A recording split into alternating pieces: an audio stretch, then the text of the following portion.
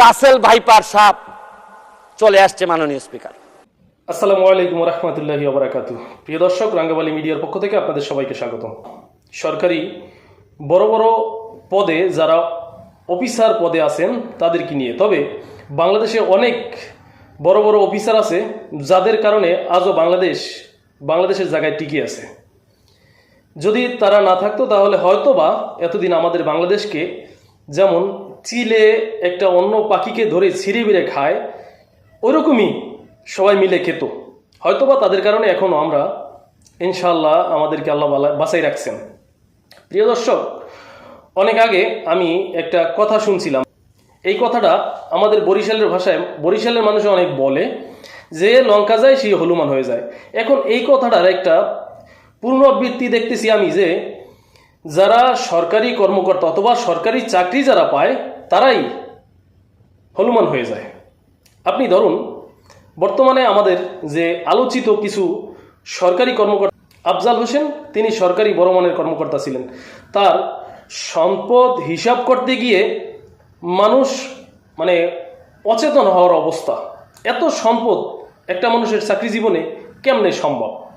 এই সমস্ত সম্পদের হিসাব করতে গিয়ে দুদকের কর্মকর্তারা অনেক সময় তারা দিক আড়াই হেলায়। আপনি দেখুন যে তার সম্পদের হিসাব সঠিকভাবে দেওয়া সম্ভব না। এরপরে আপনারা দেখুন পুলিশের ঊর্ধ্বতন কর্মকর্তা বেনজির আহমেদ। এই বেনজির আহমেদের যে সম্পদ, যদিও সম্পদগুলো সরকারিভাবে জব্দ হচ্ছে, এটা তার পক্ষে খাওয়া সম্ভব না, কিন্তু আমার প্রশ্নটা ওখানে যে একজন লোক কত সম্পদ হলে সে ঠিকমতো চলতে পারে। আচ্ছা, যাদেরকে আমরা রাষ্ট্র পরিচালনার ভার যাদের হাতে, যারা আমাদেরকে ট্যাকেল দিয়ে রাখবে, আমাদেরকে সুখে দুঃখের খোঁজখবর নিবে, তারা যদি হয় এইভাবে, তারা যদি নিজের চরকায় তেল দেয়, তাহলে আমাদের কি অবস্থা? প্রিয় দর্শক, এই যে ছাগল নিয়ে যে কাণ্ড, মতিউর রহমান সে সম্পদ অর্জন করতে গিয়ে সে অন্ধ হয়ে গেছে। অন্ধ হয়ে যাওয়ার কারণে সে তার নিজের সন্তানকে অস্বীকার করছে। আপনারা বলুন প্রিয় দর্শক, যে একটা লোক কত বড় লুভী, কত বড় জ্ঞানহীন, কত বড় কত বড় অসভ্য হলে নিজের সন্তানকে অস্বীকার করে স্বার্থের জন্য। প্রিয় দর্শক, এই সমস্ত লোকদেরকে আগে থাকতেই ধরা উচিত ছিল। তারপরও এখন যেহেতু সামনে আসছে, আমরা এটা নিয়ে কথা বলতেছি। যদি সামনে না আসতো তাহলে কথা বলার কোনো সুযোগই আমরা পাইতাম না। 4 বার দুদক এটা নিয়ে তদন্ত করছে, কোনো কিছু বাইর করতে পারেনি। এর কারণ কি? এর পিছনেও কিছু না কিছু কারণ আছে, তবে ওই কারণ আমি বিশ্লেষণ করতে যাব না। ফয়সাল সম্পদ সে নিজেই জানে না, একই অবস্থা। বাংলাদেশের যদি পরিস্থিতি হয় এরকম, ওদিনকে আমি দেখলাম একটা সংবাদে যে ব্যাংকের নিজস্ব কোনো টাকা নেই। এর কারণ কি? টাকা গেল কোথায়? টাকা পাচার হয়ে যাচ্ছে। টাকা তারা বিভিন্ন জায়গায় পাচার করতেছে। এই আসাদুজ্জামান একজন পুলিশ কর্মকর্তা, আসাদুজ্জামান, সে টাকা চাকরি একটা পাইলেই হয়েছে, সরকারি চাকরি একটা পাইলেই হয়েছে। তখন তারা কি করবে, টাকা কিভাবে কামাই করবে, কোথায় নিবে, তারা নিজেরাই জানে না।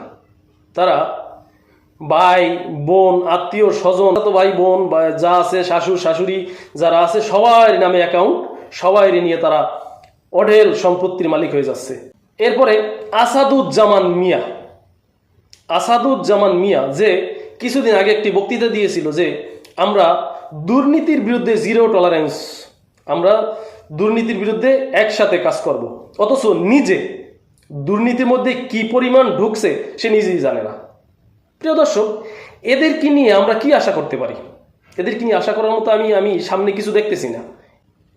এরপরে হলো জামিল হাসান, সে কিছুদিনের মধ্যে সরকারি চাকরি একটা, পুলিশের চাকরি একটা হইলেই হয়েছে, যে কোনো একটা চাকরি সরকারি হইলেই হয়েছে, তাইলে সে তারা আঙ্গুল ফুলা কলা গাছ হয়ে যায়।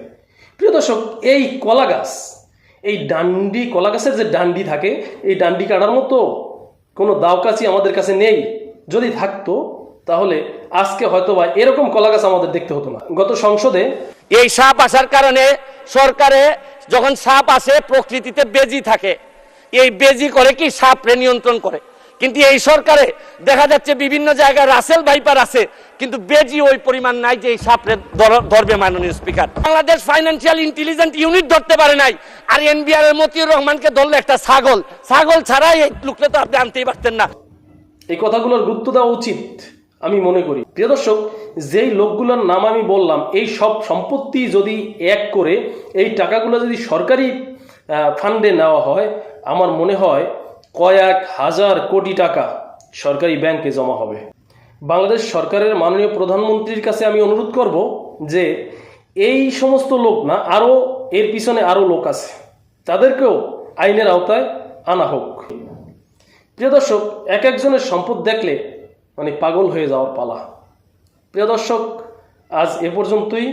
আপনারা সকলে ভালো থাকবেন, সুস্থ থাকবেন, আর যদি ভালো লাগে আমার চ্যানেলটাকে অবশ্যই সাবস্ক্রাইব করবেন ইনশাআল্লাহ।